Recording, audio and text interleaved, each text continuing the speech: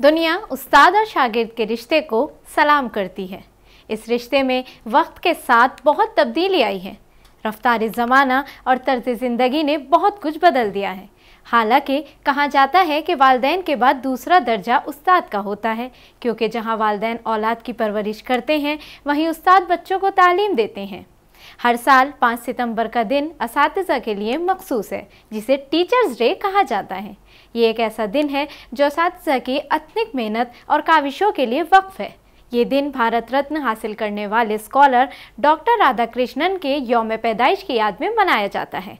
आदाब, मैं हूँ आपके साथ आमना फारूक और आप देख रहे हैं आवाज़ दी वॉइस। हमारी हौसला अफजाई के लिए हमारे चैनल को सब्सक्राइब करना ना भूलें। जिंदगी का हिस्सा बनी फिल्मी दुनिया में भी उस्ताद शागिर्द के रिश्ते को अनोखे और दिलचस्प अंदाज में पेश करके दिखाया गया है। यही वजह है कि आज हकीकी ज़िंदगी से फिल्मी पर्दे तक इस रिश्ते की अहमियत को समझा जाता रहा है। काबिल गौर बात यह है कि फ़िल्म समाज का आईना होती है। अगर फिल्म में हकीकी ज़िंदगी की अक्कासी होती है तो समाज भी फिल्मों से बहुत कुछ सीख सकता है और सीख रहा है। बात टीचर्स डे की है तो इस दिन अगर बॉलीवुड के किरदार पर भी नज़र डाली जा सकती है, जिसने उस्ताद और शागिर्द के रिश्तों पर कई अहम फिल्मों का तोहफा दिया है, जो आज भी हर किसी के जहन पर सवार हैं। बॉलीवुड फिल्में जो यौम असातिज़ा के गिर्द घूमती हैं और माशरे और अफराद पर असातिज़ा के असरात को जाहिर करती हैं, उनमें सबसे पहले जो फिल्म है वो है जागृति, एक क्लासिक फिल्म जो एक मिसाली उस्ताद की ज़िंदगी के गिर्द घूमती है, जो अपने तालिब इल्मों की ज़िंदगियों को बदल देता है। दूसरी फिल्म है रात और दिन। अगरचे यौम असातिज़ा पर मरकूज़ नहीं है, लेकिन ये एक उस्ताद की कुर्बानियों और दोहरी ज़िंदगी को बरकरार रखने के लिए जद्दोजहद को पेश करती है। तीसरी फिल्म है परिचय।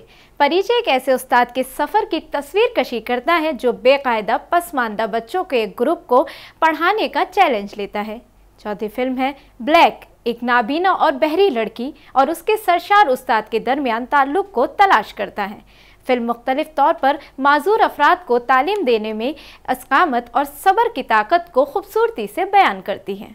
पांचवी फिल्म है इकबाल, जो कि गूंगे बहरे लड़के के क्रिकेटर बनने की ख्वाब की कहानी है।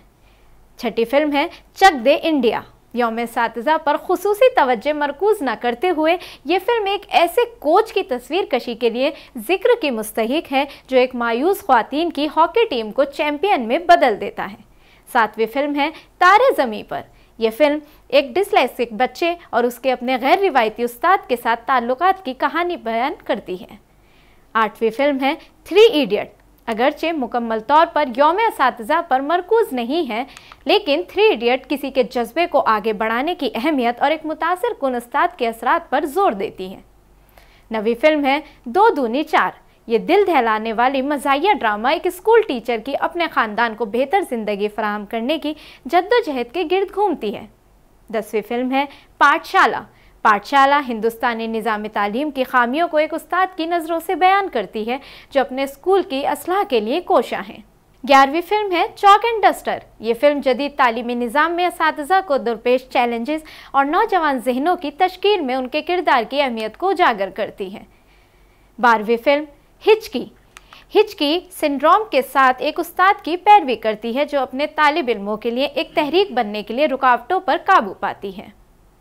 13वीं फिल्म है सुपर 30। रियाज़िदा आनंद कुमार की ज़िंदगी पर मबनी सुपर 30 ये दिखाती है कि किस तरह एक सरशार उस्ताद तलबा की ज़िंदगियों की रफ्तार को बदल सकता है।